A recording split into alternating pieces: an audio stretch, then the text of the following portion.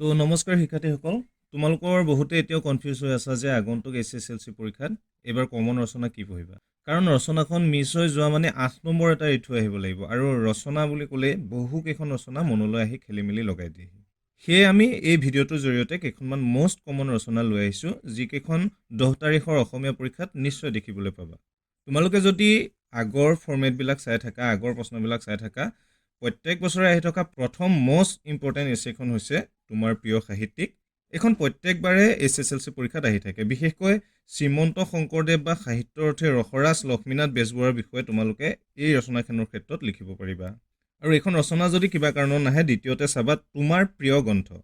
তোমালোকৰ ভাল লগা যিকোনো এখন গ্ৰন্থৰ বিষয়ে সম্পূৰ্ণ বিৱৰণীটো লিখি দিবা। তোমালোকে দেওলাংখুইৰ ওপৰত লিখিব পাৰা, কীৰ্তন ঘোষাৰ ওপৰত লিখিব পাৰা, বা অন্যান্য যিবিলাক প্ৰিয় গ্ৰন্থ আছে সেই গ্ৰন্থসমূহৰ ওপৰত ৰচনাখন লিখিব পাৰিবা।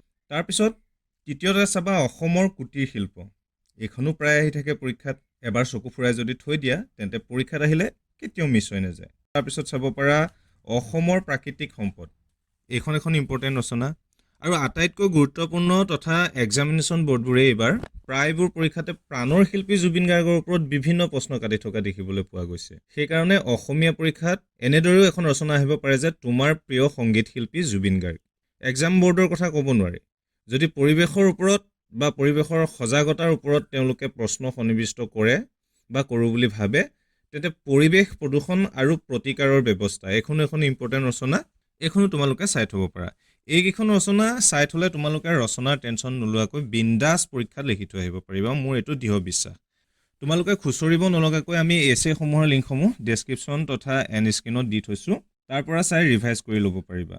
আৰু অন্য বিষয়ে important and most common question এনচাৰৰ বাবে তোমালোকে ভিডিঅ'টো লাইক কৰি চেনেলটো ছাবস্ক্ৰাইব কৰি থ'বা। যিহেতু পৰীক্ষা সমাগত, ভিডিঅ'টো বেছি দীঘল নকৰোঁ। তোমালোক সকলোকে আগন্তুক পৰীক্ষাৰ শুভেচ্ছা জনালোঁ। ধন্যবাদ। সকলোৰে পৰীক্ষা যাতে ভাল হয়।